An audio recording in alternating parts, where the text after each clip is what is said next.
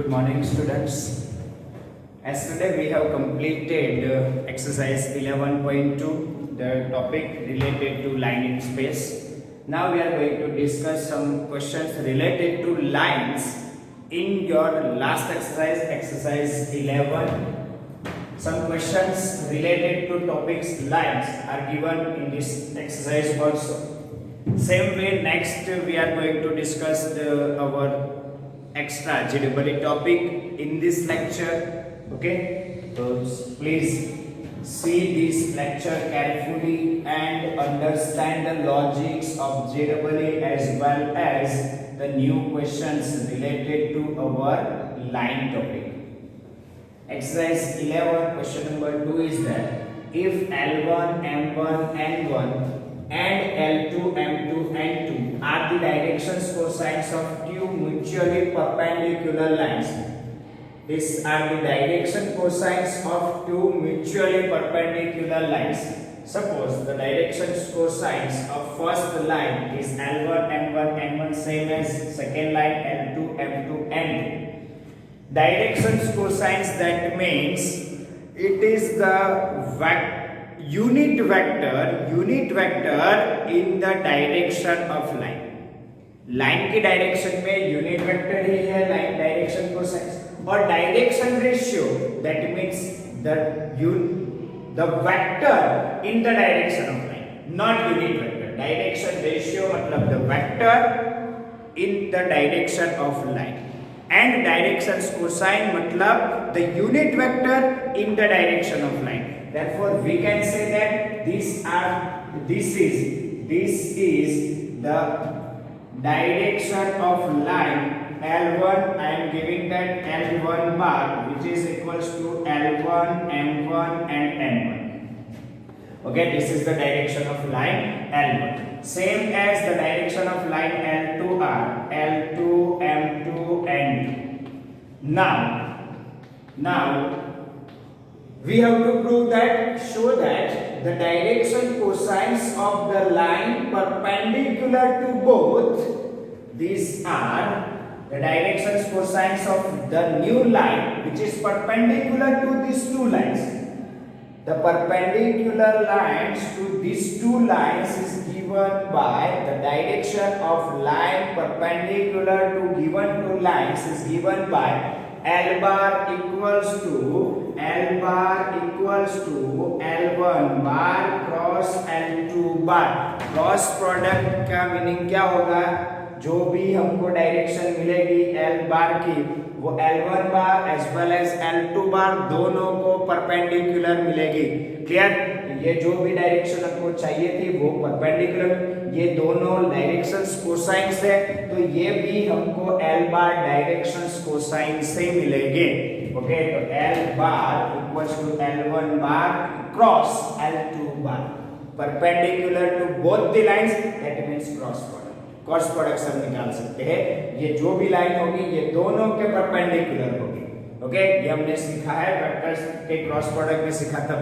ये logic clear? The perpendicular vector to given both vectors, तो cross product से find out करते हैं. ऐसे ही लाइंस में भी क्रॉस प्रोडक्ट से perpendicular line to given two lines. Okay, the L1 bar, L1 is given here, L1, M1, N1 cross L2, M2, N2. हमको इसका सिंप्लीफिकेशन करना आता है. L bar equals to determinant minus 2/2 determinant 2/2 determinant. चलो first line को छोड़ कर लिख दो M1, N1, M2, N2. फिर लिखो L1 सेकेंड कॉलम छोड़ दो L1, N1, L2, N2 and last में लिखो थर्ड छोड़ के L1, M1, L2, M2. Simplify this, we are getting L bar equals to M1, N2 minus M2, N1. फिर बीच में माइनस साइन है L1, N2 minus L2, N1 और minus उसको multiply कर देंगे तो ये चेंज हो जाएगा N1, L2 minus L1, N2. Okay, interchange हो जाएगा आगे पीछे, ये आगे तक इंटरचेंज हो जाएगा, प्लस माइनस हो गया. और लास्ट में आएगा L1 M2 minus L2 M1. ये हो गई L बार की डायरेक्शन, और यही डायरेक्शंस कोसाइंस है बिकॉज ये दोनों डायरेक्शंस कोसाइन से रिप्रेजेंट करते हैं। देयरफॉर हम स्टेटमेंट लिखेंगे द डायरेक्शन कोसाइंस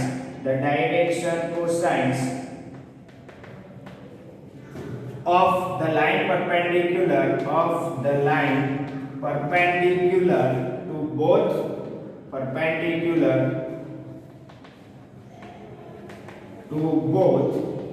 r करके हम डायरेक्शंस को साइंस जो भी दिए हैं वो लिख देंगे r m1 l2 minus m2 n1 जो भी हमारा निकल गया है n1 l2 minus L1 N2 और लास्ट में L1 M2 minus L2 M1। ये हो गए हमारा स्टेटमेंट प्रूव। क्लियर?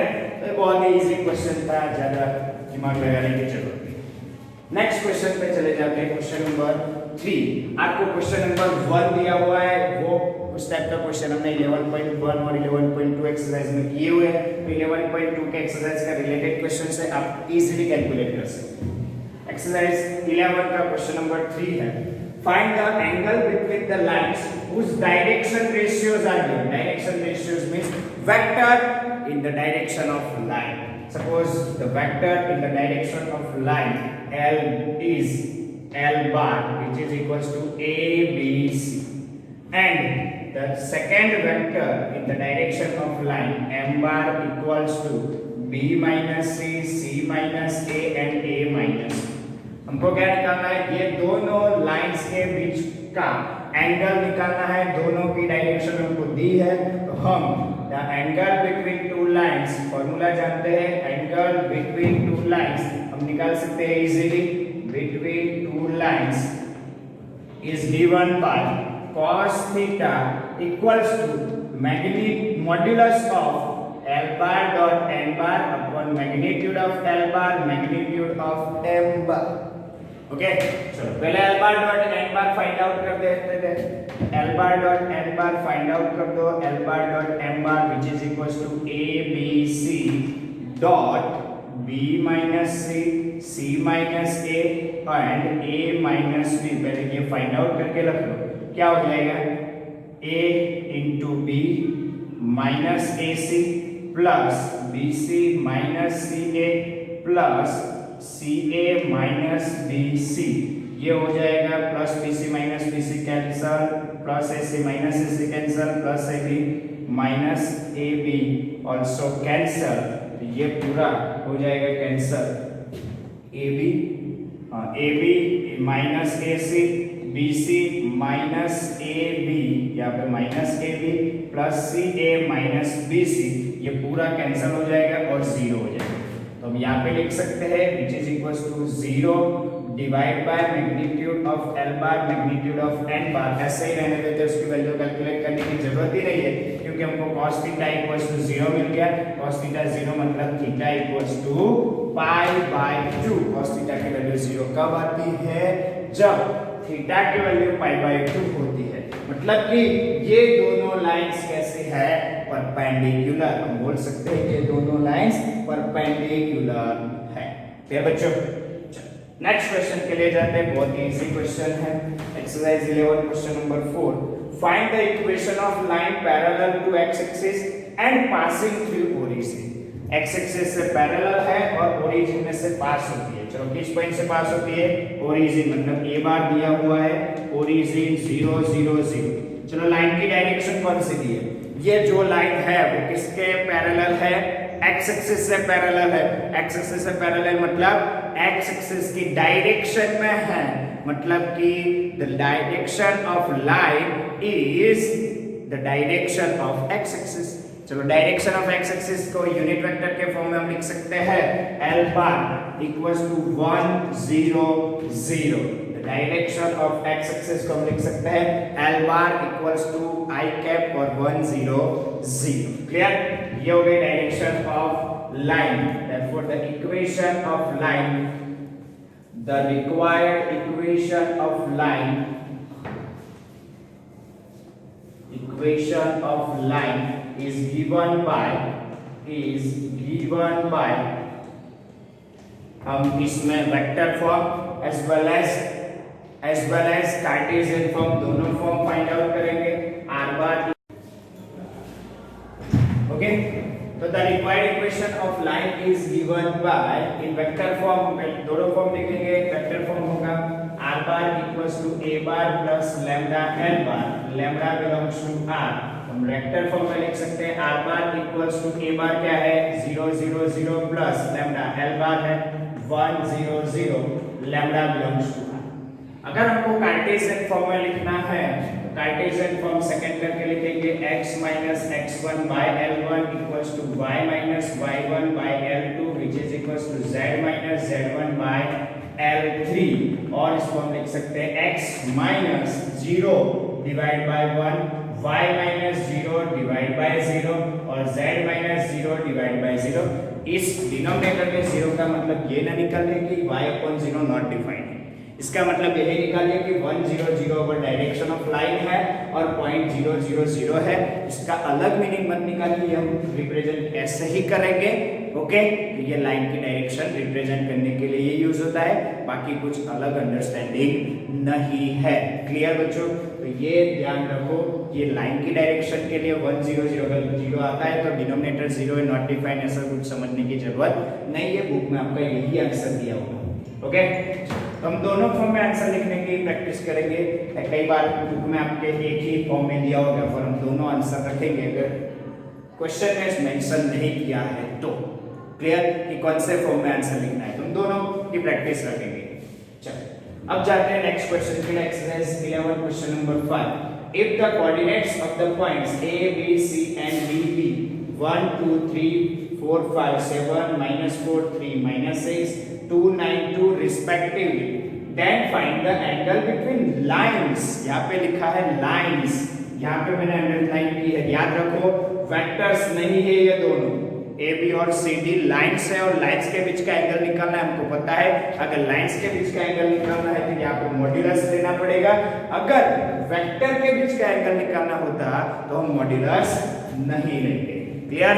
हमको ये टाइप के क्वेश्चन चैप्टर नंबर 10 में मिलेंगे, पर यहाँ पे वेक्टर्स के बीच का एंगल होता है और चैप्टर नंबर 11 में लाइंस के बीच का है। तो ये वर्ड याद रखना और ये वर्ड को अंडरस्टैंड करना कि लाइंस के बीच का है या फिर वेक्टर्स के बीच का है। वेक्टर्स के बीच का है तो मॉड्यूलस लिखने की जरूरत नहीं है और लाइंस के बीच का है तो वेक्टर लिखना पड़ेगा। ओके, तो A B C and D points are given here. हमको किन दोनों के बीच का एंगल निकालना है, ए बी और सी डी। तो हमको ए बी की डायरेक्शन मतलब वेक्टर ए बी निकालना पड़ेगा। चलो वेक्टर ए बी क्या होगा 4 - 1 3 5 - 2 3 और 7 - 3 4। सेम वेक्टर सी डी निकालना है तो वेक्टर सी डी क्या होगा 2 - -4 मतलब 6 9 - 3 6 और 2 + 6 8। तो A B vector C D vector हो गए।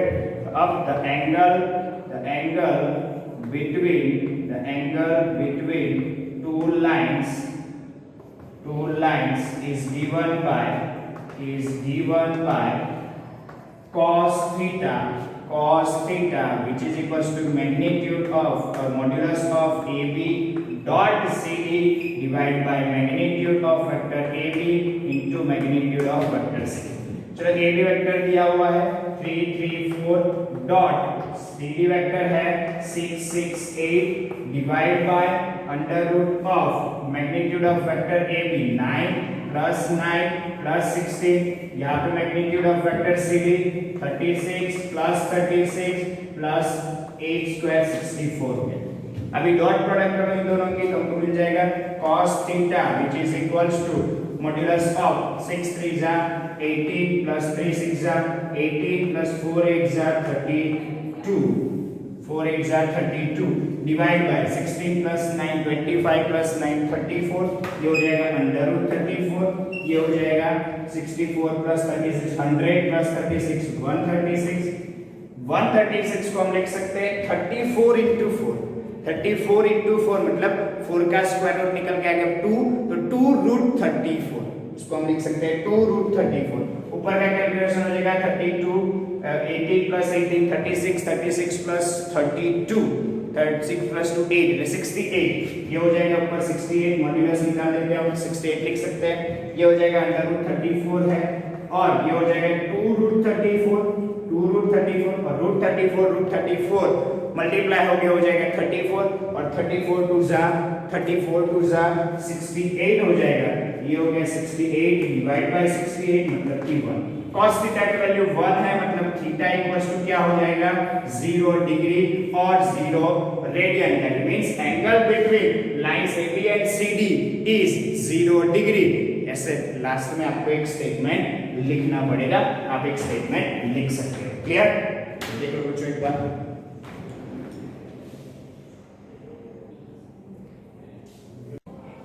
चलो अब आगे बढ़ते हैं नेक्स्ट एक क्वेश्चन है एक्सरसाइज 11 का क्वेश्चन नंबर 20 वैसे तो ये बहुत ही इजी क्वेश्चन है पर देख लेते हैं इसमें क्या करने का find the vector equation of the line passing through the point 1 2 -4 एक लाइन दी है जो एक पॉइंट से पास होती है 1 2 -4 and perpendicular to the both lines x minus 8 by 3 which is equals to y plus 19 by minus 16 which is equals to z minus 10 by 7 and x minus 15 by 3 equals to y minus 29 by 8 equals to z minus 5 by minus 5 okay तो ये दोनों line के perpendicular हमारी required line है इसका मतलब ये हुआ कि हमारी रिक्वायर्ड लाइन की डायरेक्शन ये दोनों लाइन की डायरेक्शन की क्रॉस प्रोडक्ट से मिलेगी हमारी रिक्वायर्ड लाइन ये दोनों लाइन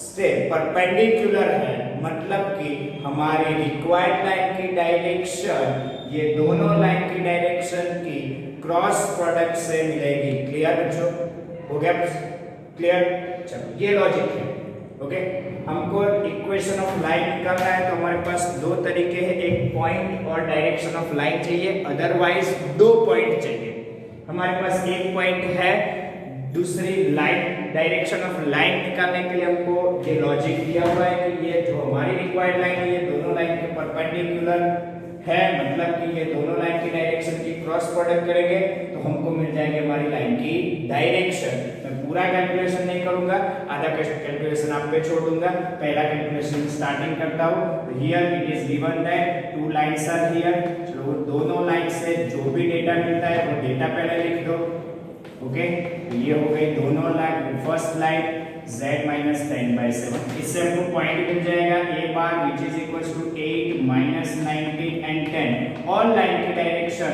हम मान लेते हैं L1 बार है पहली लाइन की डायरेक्शन L1 बार है तो मिल जाएगी 3 minus 67 ओके तो स्टैंडर्ड फॉर्म में इक्वेशन है ये भी स्टैंडर्ड फॉर्म में इक्वेशन है तो हमको कुछ कैलकुलेशन में डिवाइड या मल्टीप्लाई करने की कोई जरूरत नहीं है y minus 29 by 8 equals to z minus 5 divided by minus 5 यहाँ से मिल जाएगा पॉइंट b बार 15 29 और 5 ऐसे हम L2 बार कैलकुलेट कर देंगे तो L2 bar direction of line 3 8 minus 5 हो जाएगा क्लियर ये हो गया पॉइंट्स और direction of line now the direction of required line now the direction of required line is given by L bar equals to L1 bar cross L2 bar ये दोनों की cross product करके आपको line की direction L बार calculate करके निकालनी है जो भी आंसर आता है आपको कमेंट बॉक्स में बताना है कि कौन सी L बार की डायरेक्शन आती है L बार का आंसर क्या आता है वो कमेंट बॉक्स में मुझे बताइए दूसरी चीज अभी हमको क्या निकालना है vector equation of the line passing through this point ये पॉइंट से पास होती है लाइन ओके और ये है डायरेक्शन मान लो ये पॉइंट हमने ये बार बी बार ऐसे पॉइंट यहाँ पे ले लिए तो हमको ये पॉइंट को नया नाम देना पड़ेगा सी बार अगर हम इसको A1 और A2 ले लेते हैं तो क्या है वो दिक्कत नहीं रहेगी हम पहले इक्वेशन में A बार ही लेंगे इसको तो ये बार पॉइंट इसको ले लेंगे तो the equation of line the vector form of line the vector form of required line is given by r bar equals to a bar plus lambda l bar, lambda belongs to r। हमारे पास a bar की value भी है, a bar हमारा point दिया हुआ है 1 2 -4, l बार की value याद से मिल जाएगी। ये दोनों वैल्यू रखेंगे, फिर कुछ कैलकुलेशन करने की जरूरत नहीं, वैसे ही रहने दो और फिर लिख दो this is the required equation of line, this is the required equation of line. इतना ही लिखने की जरूरत है, बाकी कुछ करने की जरूरत नहीं है। चलो अब नए टॉपिक की ओर बढ़ते हैं। ये हमारे जेडब्ल्यू के रिलेटेड टॉपिक है जो आपकी लाइंस के टॉपिक में नहीं दिया हुआ। ओके, तो ये टॉपिक आपके जेडब्ल्यू या फिर कई एमसीक्यू के लिए काम लग सकता है, गुजकेट के एग्जाम में भी इंपॉर्टेंट है, तो this is for GUJCET also. ये टॉपिक है इफ दो लाइंस हमको दिए हैं, कोई भी फॉर्म में हो सकती है, कार्टेशियन फॉर्म में भी हो सकती है, वेक्टर फॉर्म में भी। हमको इतना पता है कि जो भी फॉर्म में हो हम उन दोनों लाइन का पॉइंट निकाल सकते हैं और डायरेक्शन ऑफ लाइन भी निकाल सकते हैं। मान लो मैं यहाँ पे दो लाइन ले लेता हूँ। पहली लाइन है लाइन L1 जो हम वेक्टर फॉर्म में लिख देते हैं, r bar equals to a bar plus lambda l bar, lambda belongs to r। मैं लैम्डा 1 लैम्डा 2 लिखूंगा एक दूसरे के लिए। लाइन L2 है, मान लो कि r बार और वो b बार में से पास होती है, लैम्डा 2 उसकी डायरेक्शन है m bar, where lambda 2 belongs to r। मैंने ये दोनों लाइन के लिए वेक्टर फॉर्म में, अगर आप कार्टेशियन फॉर्म में एग्जाम में दी हो तो भी आप a बार निकाल सकते हो, l बार निकाल सकते हो, b बार भी निकाल सकते हो, m बार भी निकाल सकते हो। ये क्वेश्चन में भी आपने देख लिया। चलो हो गई दोनों लाइंस। अगर दो लाइंस दी है और हमको पूछा है कि ये दोनों लाइंस पैरेलल है, कोइंसाइड है, कोइंसिडेंट लाइन है, इंटरसेक्टिंग है या फिर स्क्यू है। मैं चार पॉसिबिलिटी बता रहा हूं। In space total 4 possibilities are है। इन प्लेन, ये दोनों लाइन प्लेन में है तो 3 ही पॉसिबिलिटीज है। पहली पॉसिबिलिटी है वो दोनों लाइन कोइंसिडेंट हो सकती है, मतलब एक के ऊपर एक दोनों लाइन ऐसे हो सकती है, या फिर दो लाइन पैरेलल हो सकती है, प्लेन में है तो बात कर रहा हूं, पैरेलल हो सकती है, या फिर इंटरसेक्टिंग हो सकती है। 3 चीज है अगर दो लाइन प्लेन में है। पर दो लाइन स्पेस में है तो मैं बात करता हूं कि वो कोइंसिडेंट हो सकती है, पैरेलल हो सकती है, इंटरसेक्टिंग हो सकती है, या फिर स्क्यू लाइंस भी हो सकती है, या फिर स्क्यू लाइंस भी हो सकती है। वो कभी इंटरसेक्ट नहीं करेगी, नहीं पैरेलल होगी, ना फिर कोइंसिडेंट होगी। तो 4 पॉसिबिलिटीज है स्पेस के लिए, और 4 पॉसिबिलिटीज में हमको सिलेक्ट करना है कि ये दोनों लाइन के लिए क्या पॉसिबिलिटी फाइनल है। तो उसके लिए हम पहले क्या फाइंड आउट करेंगे? तो पहले हमको फाइंड आउट करना पड़ेगा find L bar cross M बार। पहले क्या फाइंड आउट करना पड़ेगा? L बार क्रॉस M बार। चलो L बार क्रॉस M बार फाइंड आउट करेंगे तो उसके लिए भी 2 पॉसिबिलिटीज हैं, 2 पॉसिबिलिटीज हैं। L बार क्रॉस M बार की value, L bar cross M बार की वैल्यू 0 वेक्टर आ सकती है या फिर नॉन जीरो वेक्टर आ सकती है। 2 पॉसिबिलिटीज है, L बार क्रॉस L बार की वैल्यू 0 वेक्टर आ सकती है या फिर नॉन जीरो वेक्टर आ सकती है। एक क्रॉस प्रोडक्ट है इसलिए मैं 0 वेक्टर लिख रहा हूं और 0 नहीं लिख रहा हूं। क्लियर बच्चों? याद रखना एग्जाम में भी आपको इंपॉर्टेंट है। चलो पहले क्या फाइंड आउट करना है? L बार क्रॉस M बार। 4 में से कौन से लॉजिक लगेंगे वो देख लो पहले। L बार क्रॉस M बार फाइंड आउट करो। 2 पॉसिबिलिटीज है, अगर 0 वेक्टर है तो L बार क्रॉस M बार की वैल्यू 0 वेक्टर है तो क्या होगा? L बार क्रॉस M बार की वैल्यू नॉन जीरो वेक्टर है तो क्या होगा? अगर जो 0 वेक्टर है L बार क्रॉस M बार की value, L bar cross M बार की वैल्यू 0 वेक्टर है तो उसके लिए कौन से केसेस पॉसिबल है? L बार क्रॉस M बार की वैल्यू 0 वेक्टर कब होगी? जब L बार और M बार, जब L बार और M बार कोलिनियर होंगे, जब L बार और M बार कोलिनियर हो गए तब उसकी क्रॉस प्रोडक्ट 0 वेक्टर आती है, हमको पता है। कोलिनियर के लिए पॉसिबिलिटी दोनों लाइन कोइंसाइड भी हो सकती है, या फिर दोनों लाइन कोइंसाइड भी हो सकती है, या फिर पैरेलल भी हो सकती है।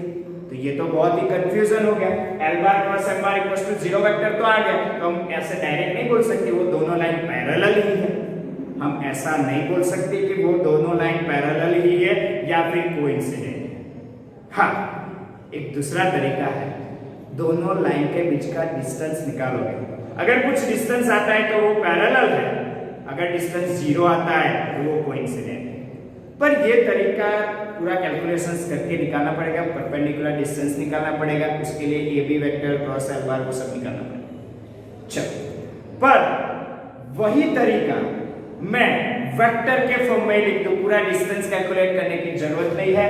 देखो बच्चों क्या होता है, इसके भी दो ऑप्शंस हैं, हम इसके लिए दो ऑप्शंस रखते हैं। चलो, ये केस कब आएगा, जब L बार और M बार क्या हो जाएंगे, कोलिनियर। अगर कोलिनियर है तो दोनों की डायरेक्शन तो सेम ही है, ऐसा बोल सकते हैं। L बार और M बार की डायरेक्शन सेम ही है।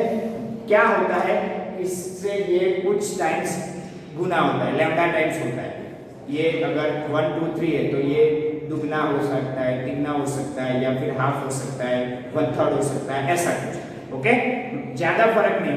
मतलब ये दोनों वेक्टर, अगर मैं मान लूं वेक्टर की डायरेक्शन की बात करूं या डायरेक्शन की बात करूं, तो डायरेक्शन तो सेम ही बता सकता हूं, मैग्नीट्यूड अलग हो सकता है, बाकी कुछ नहीं। चलो, अब डायरेक्शन L बार और M बार की सेम ही है ऐसा मान लेते हैं, होगी कुछ दिक्कत नहीं है, खाली मैग्नीट्यूड अलग है।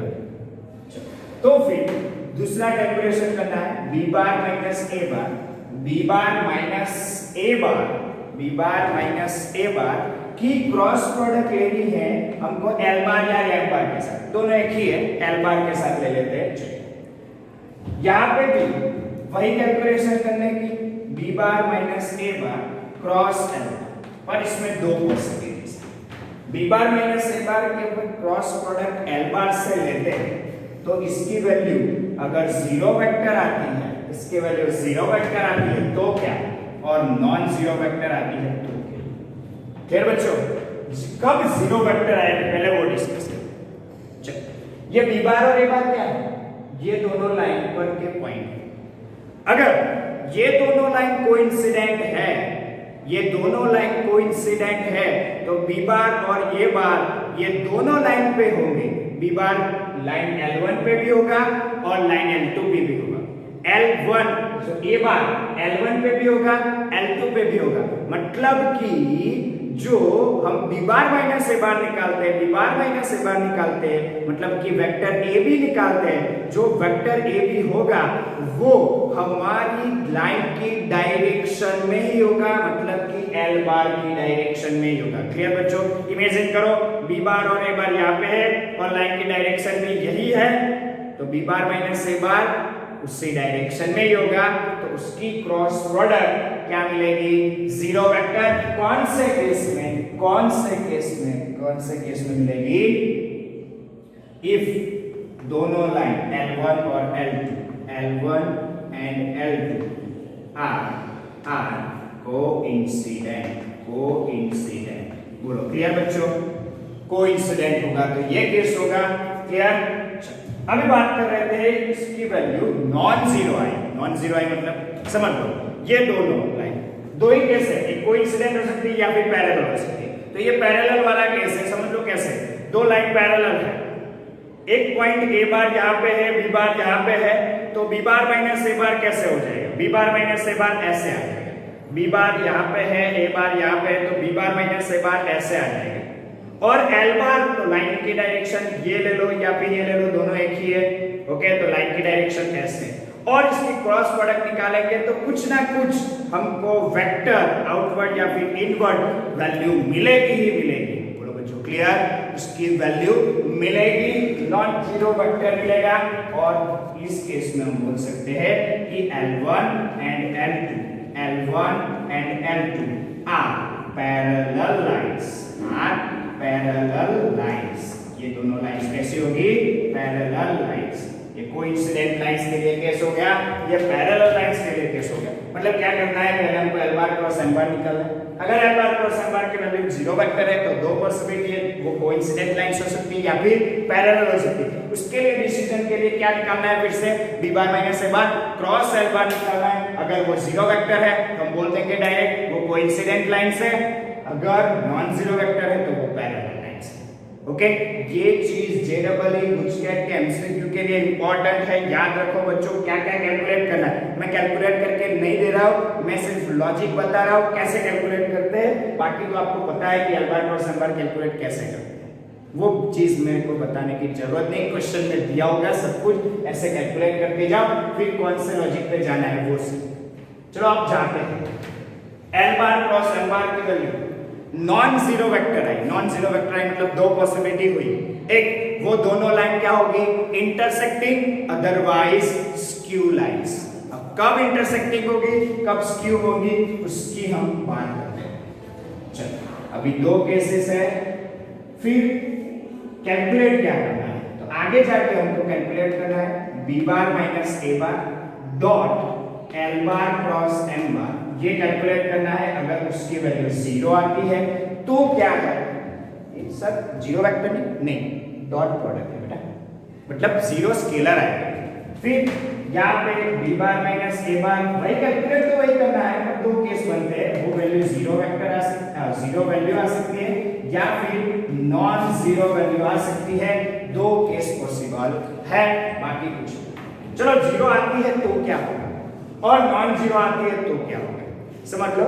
0 आती है तो दोनों लाइन इंटरसेक्टिंग, क्या बोलूंगा मैं, L1 and L2 are intersecting lines, intersecting lines. ये दोनों लाइन कैसी होगी, इंटरसेक्टिंग होगी।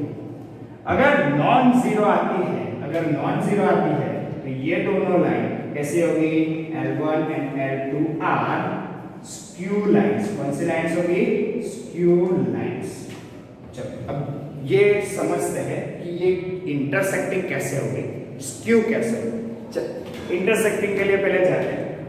मान लो बच्चों एल बार डॉट एम बार की वैल्यू आपकी 0 वेक्टर नहीं आती है, मतलब नॉन जीरो वेक्टर आती है, तो एल बार क्रॉस एम बार, मान लो ये लाइन है एक L1, ये लाइन है L2। पहले केस ले रहा हूं मैं इंटरसेक्टिंग के लिए, ये दोनों लाइन हो गई L1 और L2। मैं क्रॉस प्रोडक्ट निकालूंगा तो क्या होगा, मैं क्रॉस प्रोडक्ट निकालूंगा तो क्या होगा, L बार और M बार, ये L बार है ये M बार है, दोनों के क्रॉस प्रोडक्ट निकालूंगा तो मेरे को जो वेक्टर मिलेगा वो ऐसे मिलेगा। क्या वेक्टर मिलेगा, ऐसे वेक्टर मिलेगा, दोनों को परपेंडिकुलर। ओके, ऐसे वेक्टर मिलेगा। L बार क्रॉस M बार मिल गया मेरे को। चल अब बात करते हैं, फिर से वापस आ जाओ। ये लाइन थी L बार L1 और L2, दोनों पे पॉइंट थे, एक A बार और B बार। तो यहाँ पे A बार है, यहाँ पे B बार है, मान लो। ओके, अब B बार माइनस A बार निकालो, अब B बार माइनस A बार निकालो। जब B बार माइनस A बार निकालोगे तो आपको ऐसा कुछ वेक्टर मिलेगा, ऐसा कुछ, या फिर ऐसा ऐसा ऐसा कुछ, ऐसा ही वेक्टर मिलेगा B बार माइनस A बार। आप इमेजिन कर सकते हो, थोड़ा बहुत लॉजिक लगाओ, इमेजिन करो। ये दोनों लाइन L1 L2 है, एक लाइन पे पॉइंट है A बार, दूसरी लाइन ये सोच लो A बार है, ये सोच लो B बार है, तो क्या मिलेगा, A बार माइनस B बार ऐसे मिलेगा। अगर मान लो ये है A बार और ये है B बार, तो क्या मिलेगा, ऐसे मिलेगा A बार माइनस, मतलब कि ऐसे कुछ A बार माइनस B बार मिलता जाएगा। ओके, ये हो जाएगा A बार माइनस B बार। पहले क्या था, L बार क्रॉस M बार क्या था, L बार क्रॉस M बार ऐसा, L बार क्रॉस M बार ऐसा, A बार माइनस B बार क्या आ गया, ऐसा। सोचो, ये है A बार माइनस B बार, ये है L बार, ये दोनों वेक्टर कैसे होंगे भाई, परपेंडिकुलर। ये दोनों वेक्टर परपेंडिकुलर है, कहीं पे भी A बार माइनस B बार होगा, ऐसे होगा, पर L बार क्रॉस M बार तो एक ही डायरेक्शन में होगा। पर ये दोनों के बीच का एंगल ऑलवेज परपेंडिकुलर होगा, ये दोनों के बीच का एंगल परपेंडिकुलर। इमेजिन करके देखो बच्चों, समझो। तो डॉट प्रोडक्ट क्या होगी, 0। डॉट प्रोडक्ट क्या होगी इन दोनों की, 0, मतलब वो दोनों इंटरसेक्टिंग लाइंस है। अगर इंटरसेक्टिंग नहीं होती तो स्क्यू होती। सोच लो, ये लाइन L1 है, ये line L2, L bar cross M बार तो नॉन जीरो है, मतलब वो अलग डायरेक्शन में आएगा, बी बार माइनस ए बार की भी ऐसी अलग डायरेक्शन आएगी। ये इमेजिन करना बहुत ही डिफिकल्ट है, पर हम याद रख लेंगे कि वो स्क्यू लाइंस के लिए अलग ही होता है। B bar minus A bar L bar cross M बार के परपेंडिकुलर नहीं होता, वो स्क्यू लाइंस। तो क्या करना है बच्चों, आपको पहले एल बार क्रॉस एम बार निकालना है। अगर जीरो वेक्टर है तो ये निकालो और डिसीजन ले लो कि कौन से लाइन से। अगर नॉन जीरो वेक्टर है तो ये चीज कैलकुलेट करो, फिर डिसीजन ले लो कि क्या आता है। क्लियर? तो ये है जनरली कुछ के लिए बहुत ही इंपॉर्टेंट टॉपिक, बहुत ही अच्छा टॉपिक। क्लियर? दो लाइंस दी होगी और पूछा होगा, नीचे चार ऑप्शन ऐसे दिए होंगे कि ये दोनों लाइंस कौन सी है। ओके, उन दोनों के बीच का रिलेशन क्या है। क्लियर बच्चों? ओके, आज के लिए इतना रखते हैं। बहुत ही अच्छा लॉजिक था।